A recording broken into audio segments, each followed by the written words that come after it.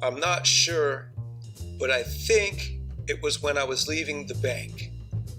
Yeah, I was crossing the road and holding a cup of coffee, and that's when it happened. That's when it occurred to me that my perception of things, once clear and focused, had somehow become compromised and untenable. I remember this vividly because I can recall the sensation. It wasn't so much an epiphany as it was an empirical shudder, a sort of regression, you know? When I say regression, what I mean is that everything up until this moment came to an abrupt halt, trembled, then unwound with great momentum to a crystalline point.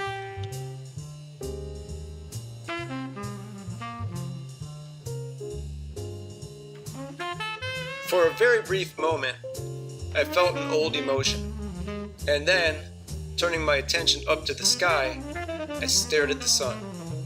There I was, blinded by luminous descent. A methane sky with a finger of light is directed straight down at me when someone begins shouting angrily. A disjointed harmony of car horns, shiny black fender growling at my knees. At the core of the world is the struggle, the constant frictional rub of person, of populace, of race, of religion, of gender, and on top of everything else, there's the eternal conflict found within us all. This is the flux. This is the molten process generating life itself.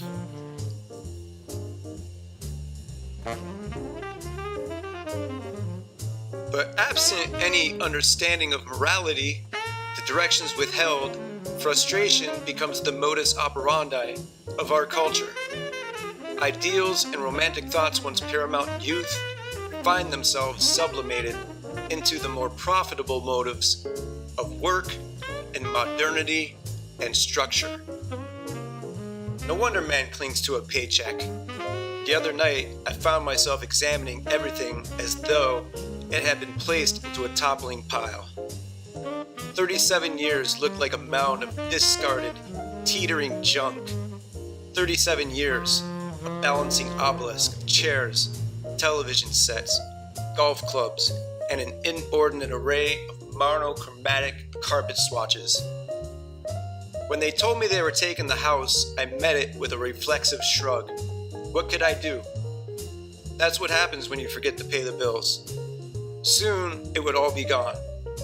The cars, the televisions, the gadgetry, all of it. And really, what difference did it matter? To be honest, I would be lying if I didn't say at first I was overcome with apprehension, anxiety. Where would I live? How would I sleep? What would I do for money? It wasn't just the house. They fired me as well. Seems I had been a little distracted for the past months. Absent-minded, unproductive. But if truth be told, after the initial shock, I must confess something. I must confess the sheer giddiness secretly welling within my being. In fact, I must admit that I couldn't wait for the whole process to start. Sort of like youth sneaking out of the house with matches and lighting a fuse, waiting for an effect, knowing something is bound to happen. And so it was that an intoxication had overcome me, a feeling of extrication, absolute freedom. It was like gripping one's wrists after the removal of time-worn handcuffs. The end of every logical expression is punctuated with a question. Anyone who tells you differently has become all too accustomed to pointing their fingers into their ears and madly blathering like a spoiled child. Perhaps I too could have become childlike, or rather, unchildlike, if it weren't for the fact that I have always been naturally curious. Perhaps I too could have continued on my path, built up luxuries, painted rooms, repainted rooms, searched for softer pillows to comfort my sleep, aligned my circadian clock to the work routine, the radio knob rhythm of the commute, the sipping of coffee along the morning drive, the meetings, tangential relationships, soft nodding of head, neutral agreements met without thinking, the rush hour traffic, dinner, picking a restaurant, the minimizing of effort through money, the gratuity, the valet, the tip, the smile, the nod. It was all there. Everything was neatly aligned and finalized. The shelves, the bins, my shoes, the garage door lamplight illuminating nihilistic walls. Even the routine was there. The assiduousness of habit, circular foaming teeth in the mirror, a glass of water, television news under soft covers, two peering eyes sealed over like the skin of a grape. I guess I could have continued on with it had it not been for that question, the persistent lingering of the question. On an early autumn night, once past midnight when the cars move as strays, you may lie on your back under the shadows of rustling leaves, gilded by a glowing moon. With no distractions, the imagination is left to wander. Unfettered thoughts stream with endless connectivity, and with elbows dimpled into the soft putty of earth, I study the raggedy-looking Airedale across the yard. His head rests upon spear-like paws protruding from his house. Overhead, the arching garage lamplight is shedding a sallow glow, and there he guards, his ears aligned to the forest, his ears twitching in sleep that break open the eyes toward a silent noise, a momentary lifting of the head, and then, after close inspection, he levels his chin back down to paws. He is attuned to the world, and I, like him, am lost in my own divine meditation. Soon it'll be getting cold. Soon the forest will be covered in frost, and the Airedale will have a lump of snow on his nose. But for now, the nights are open to observation, and with observation comes the inevitable questions, and the mind seeks to wander in the open air. The swaying boughs of the large oak brush pantheism against canvas night, and the mind begins to wonder about things. It begins to wonder about things like the Bible. Biblos, a Greek term. Seems it is always books these days, because books are the inclinations of man, not omnipotence. Think about it. Why would God waste his time with playful artifice, similes, and hyperbole? In fact, if God is an author, why waste time with words at all when his ink spells tree, ocean, and firmament? Why the sanctity of the book? The snap of a twig from the edge of the forest electrifies the Airedale's senses. Then for a moment, nothing. There is a stillness that pervades the air. Nothing moves. The Airedale is tense and looks askance into the night. And then, slowly, I notice the lithe figure of a small, white Persian cat streaming out of the forest.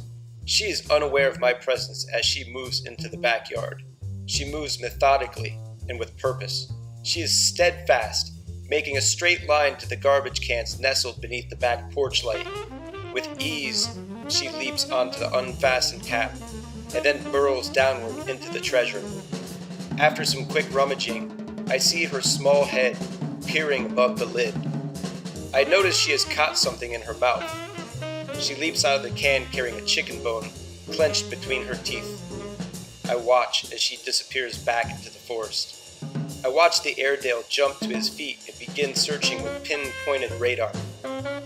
And within a moment, both of us are focused upon this elusive cat, while my thoughts have converged around a new question. Why so burdensome on the little things? Why? Why your Death Valley, your Denali, your Arctic tundra and Sudanese drought? I find myself intrigued by the existence of this little cat. How heartless it seems that such a small creature should have to fend so desperately for survival. How cruel it seems. But then I think of my own old calico cat and her domesticated tendencies attuned to the electric can opener. How fat and lazy she had grown, snuggling and purring languidly on the edge of the bed. And then my thoughts turned back to the feral.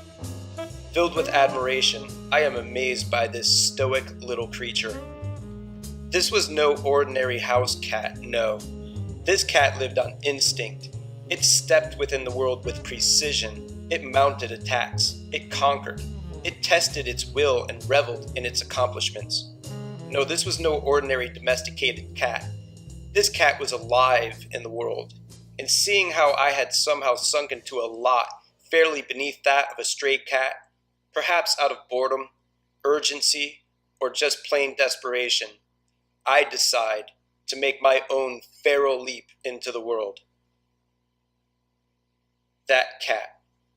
A damn feral cat leading a path through the woods. Curling brown leaves cover the floor of the forest. And the house is a big blue anchor denting the earth. Therefore, without fully entering the home, leaning into the back doorway, I reach for my blue sweatshirt hanging from the hook. No need to lock the door. Forget learned habits. No reason to fear burglary, because freedom from ownership relieves the constraints of all unnecessary responsibility. And so, slipping my arms into the sleeves while facing the forest, I decide on adventure. Night is the gasoline fueling imagination. All possibility is coded in it. Every twitch, every shadow, every low bending leaf is an irrational thought. A garden is a grave. A covey of birds is a band of thieves. An old abandoned car is their getaway vehicle. And though these visions long to seek permanence, try as they may, darkness cannot save such romantic constructs. Soon, Helios will rise from his corridor and come rushing above the cusp upon fiery hooves, cracking his reins, embers dancing across the dawn. Helios tramples such manifestations, leaving the disfigured cotyledons of dream spilling in his wake. The crack of a twig beneath the foot elicits the huff of the Airedale. His ears have caught me as I draw back the branches curtaining the forest path. My feet drag through the leaves. They stir about my brown shoes, kicking up a decaying redolence of muddy fermentation. And when I come to the other side, drawing back the branches, the streets are empty and silent. Desolate. No movement or signs of life, save for a few television windows flickering against the night sky, where the moon hangs heavy and fat. Only the sound of the click of the yellow caution light hanging above the intersection. Not a person around. Not a soul to be seen.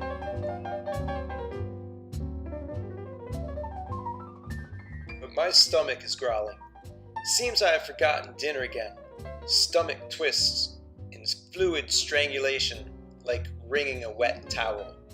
Desire for food, sustenance, primal necessity draws me deeper into the town toward the all-night diner. It's just down the road, just past the hospital glowing green in the darkness. Make a good sandwich there. Thick split turkey, heavy tomatoes drooling with mayonnaise. Get a cup of coffee too. Perhaps a big chocolate donut, I think, stepping off the curb to cross the road. But not being in a rush, not paying much attention, I have failed to notice a speeding car racing down the center of the street like an irresponsible drunkard. Car jerks behind an unsteady hand. Quickly, I get to the other side. I stand there watching it pass. I watch it accelerate toward the hospital, then careen up the emergency room embankment. Driver door opens. It is left ajar. Curiously, I am drawn toward the hospital. I notice a bald, elderly man with a cream-colored head.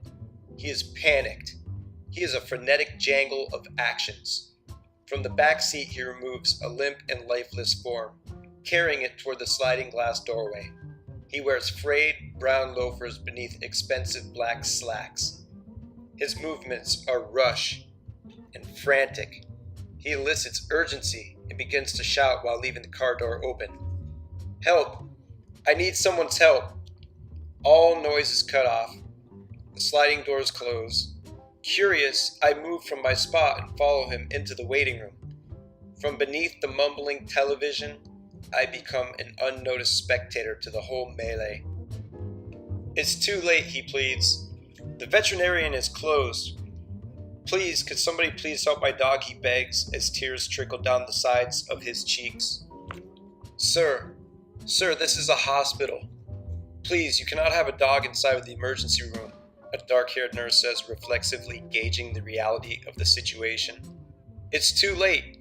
There's no time to find the veterinarian. Please, he's dying." "Sir, this is not the place. We have patients in here. But he needs someone to help him. Please, he's old.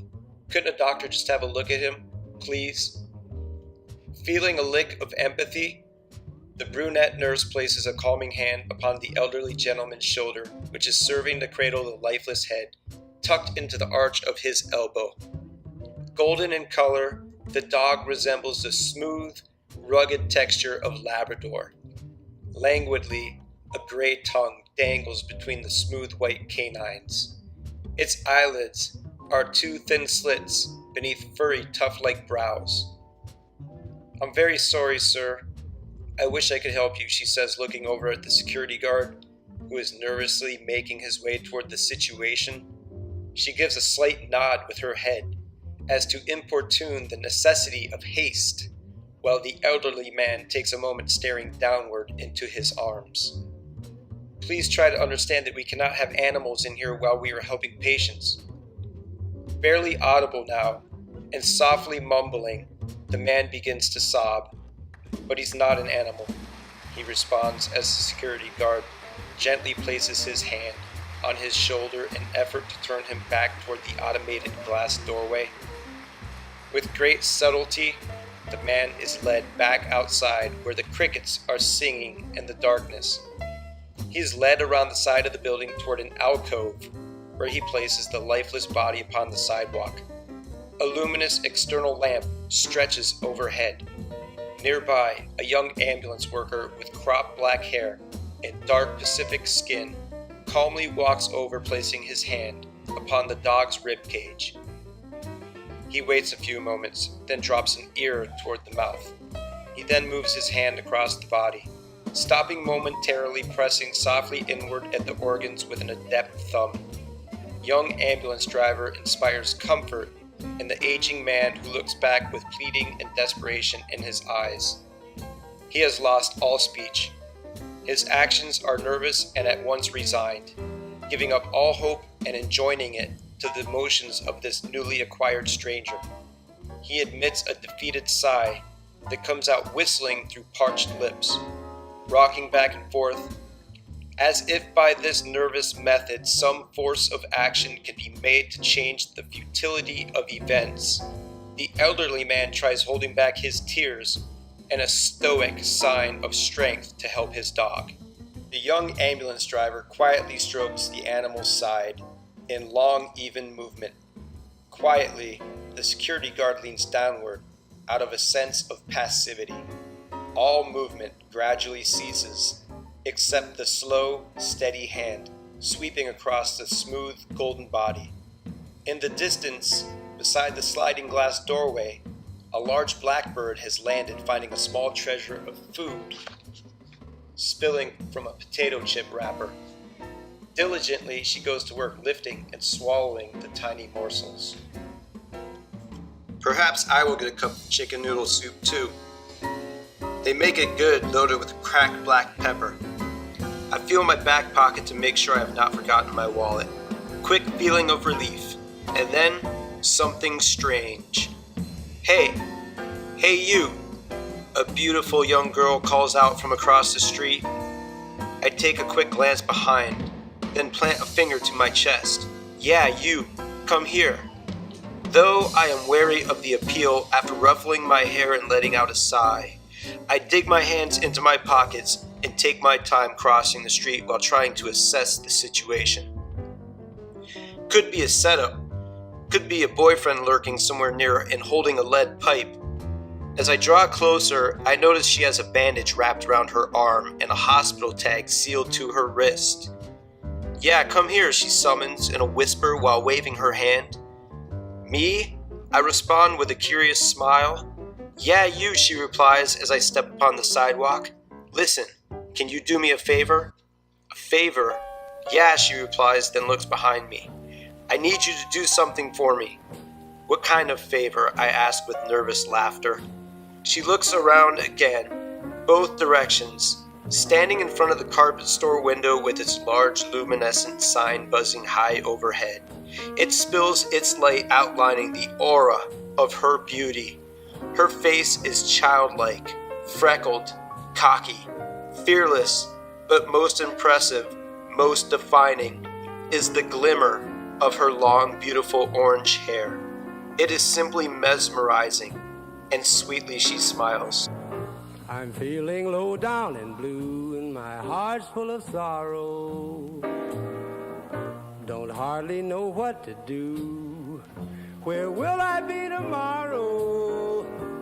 Going to Kansas City, wanna go to. No, you can't make it with me. Going to Kansas City, sorry that I can't take you. When you see me coming, raise your window high. When you see me leaving, baby, hang your head and cry. I'm afraid there's nothing in Miss Creamy's dreamy town a honky-tonky monkey wouldn't do. She'd only bring herself down. So long, everybody. The time has come and I must leave you. So if I don't ever see your smiling face again, make a promise to remember, like a Christmas day in December, that I told you all through thick and thin, on up until the end. Parker's been your friend. Don't hang your head when you see those 6 pretty horses pulling me. Put a $20 silver piece on my watch chain. Look at the smile on my face. Sing me a song to let the world know I'm free. See, don't you cry for me, 'cause I'm going to Kansas City. She looks at me with a detached stare, as though her desires are unintentional. She's aloof, unfettered. But though her radiance is a distraction, though she hints of unmitigated confidence, the simple truth is that her beauty is a weapon. No doubt she is aware of its power. "I need you to run into the waiting room over there," she says, motioning back toward the hospital, "and run in there and grab my purse." "That's it?" I ask. "Why can't you go in there and get it?" "Because I'm not supposed to be out here," she exclaims, rolling her eyes while holding up her wrist. Come with me if you want to go to Kansas City.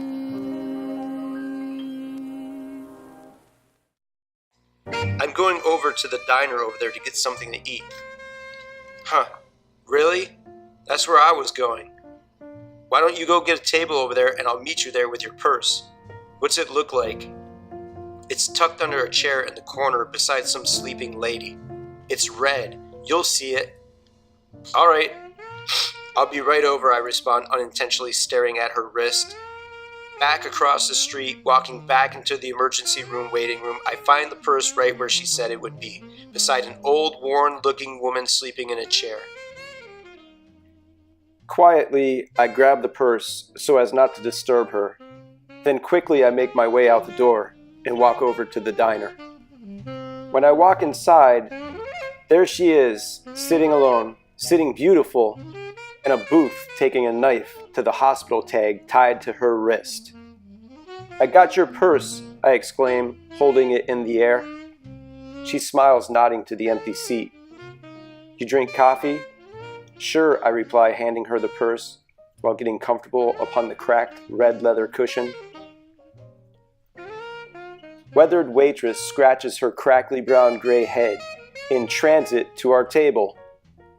An inner dialogue is visible upon her lips. And though lost in thought, almost like a ballerina hitting her tape, she regains consciousness, pulling up to her mark before the table. She fosters a smile. Her voice is warm, naked, and tuned to the early morning hour as she greets us. "Just 2 cups of coffee for now," the orange-haired girl smiles. Waitress quietly approves, then retreats back behind the white countertop. She moves past the large silver cash register and goes to the coffee pot, hooks it. Soon third trick will be over, and the red bar stools will be seated with the men from the railroad yard. Soon the old, comfortable routine will break the boredom and reestablish a mood of familiarity. For now, we are the only people in the joint. "So what happened to your arm?" I ask her. She smiles, then leans inward upon her elbows, looking me straight in the eyes. There is a fearlessness to her. She is self-assured as she skirts past my question, posing one of her own. "You got a name?" she asks. "Oh yeah, Mark," I reply, embarrassed by my manners. "And you?" "Calliope," she smiles. "Calliope." "Yeah," she responds with a half smile. "Really?" I ask. "Yes," she replies, somewhat confused by my disbelief. "Really? Are you making fun of me or something?" No, it's just that's the what?" Nothing. Never mind. I was just thinking of something else, that's all. It's a beautiful name." Calliope smiles with curiosity. "Are you okay?" "Yeah, fine. Why?" "I'm just asking," she laughs. "You seem a little, distracted." "I do?" "Yeah." "No, I'm fine. I've just been thinking about something, I guess I am a little distracted, to be honest." "What have you been thinking about?" She smiles excitedly, as though she wants in on some unannounced scheme. No, nothing bad," I laugh. "Just things, Some things that I've been kind of focused on." "Nothing important.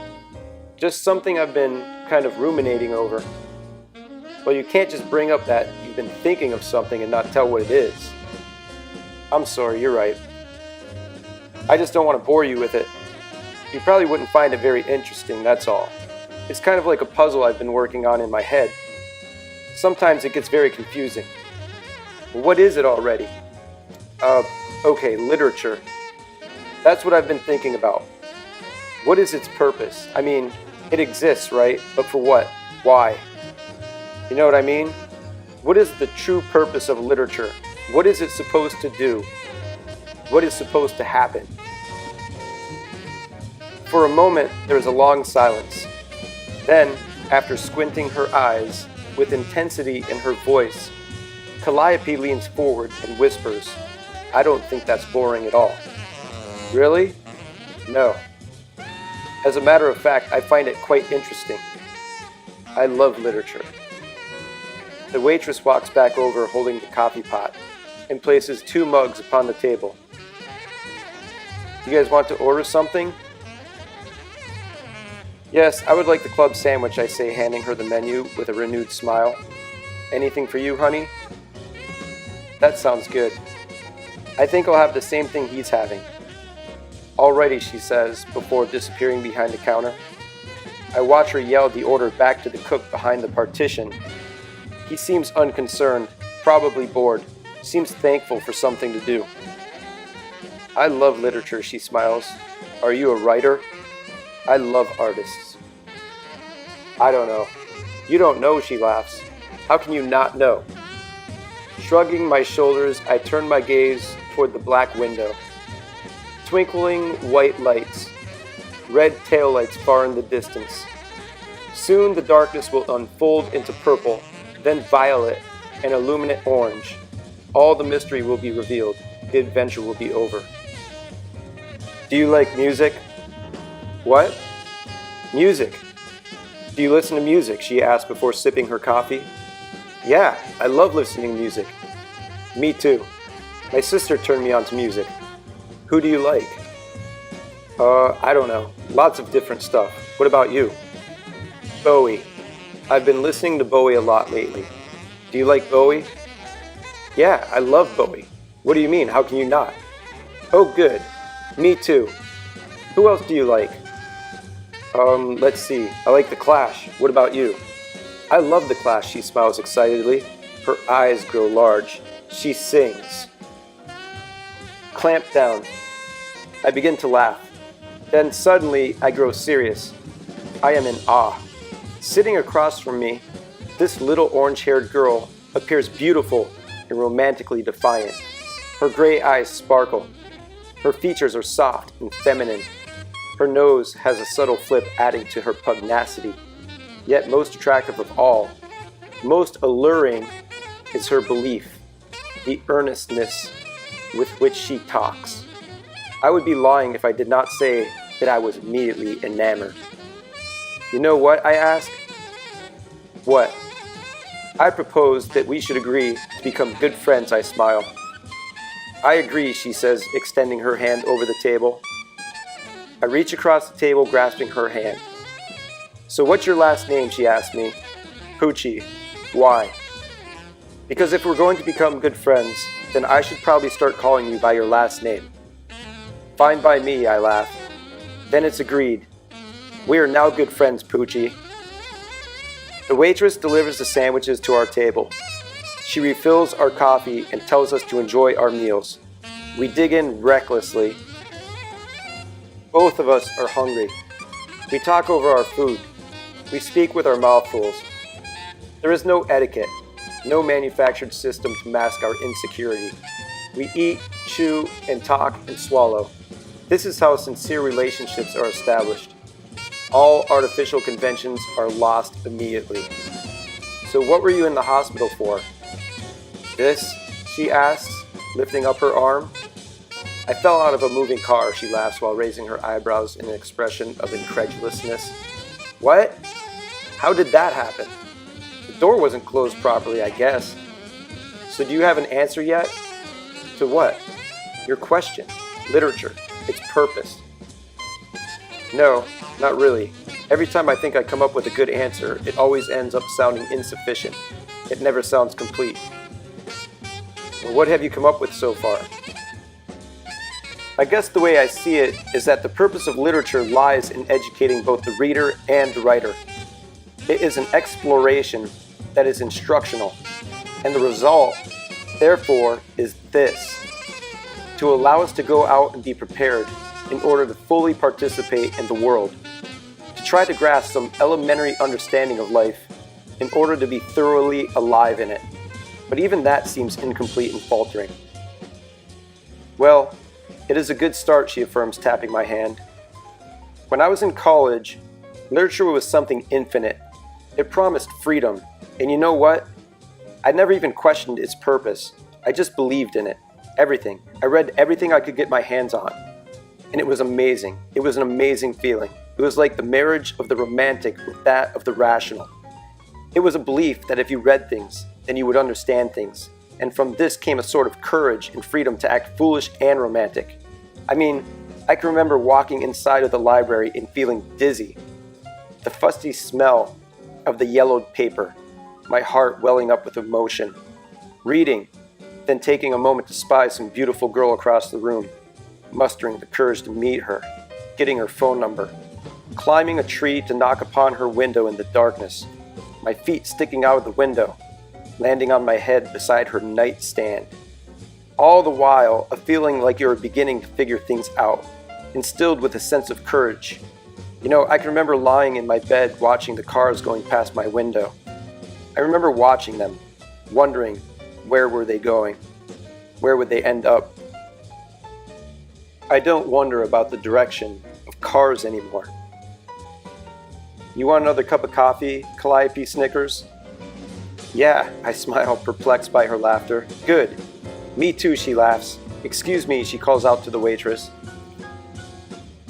Yeah, man, it was very exciting. And music too. Yeah, I used to love staying up all night listening to music. I can remember me and a friend going to his professor's house and sitting on the carpet, on the floor all night long listening and exploring all different sorts of music. Jazz, rock, blues, soul, whatever. This guy used to work at a record store. He had a killer collection and he would let us explore it all. Live recordings of Billie Holiday, I remember, punk rock. We'd sit there till the sun came up and then stumble to class. I'd love to do that, Calliope smiles. So would I. Hey, you know what we should do, she whispers after looking around. What? We should ditch on the check. What? Why? We can't do that. Why not? She laughs while still whispering. Because, anyway, there's nobody even in here. We'd get caught. Besides, I can't do that. You can't. Why not? Because it's immoral. What about the people who own this place? I couldn't steal from them. They trust us to come in here and pay for our food. If everyone stole from them, how would they survive? Besides, I just don't like stealing. You mean like that purse you stole? What? I thought you said it was your purse. Calliope begins laughing. Hold on. Don't go anywhere, I tell her. I'll be right back. Hurriedly, I get up and walk out the door. When I return to the emergency room waiting room, the woman is still sleeping awkwardly in her chair. Cautiously, I return the purse and make my way back to the diner. Just as I am sitting down, a pickup truck pulls into a parking space outside of the window. Its headlights illuminate the front door. Two tired and sullen men drag themselves to the countertop. Each has the routine down pat. Without conversation, without a word or even a peep, both men sit down upon the cracked red leather stools while unfolding a menu. They inspect it intently. One man scratches the left side of his face. Third trick has ended. Soon the others will join them. How come you told me that was your purse? I ask Calliope. I don't know, she shrugs. But you know what would be even better? I'm afraid to ask. If we stole that pickup truck.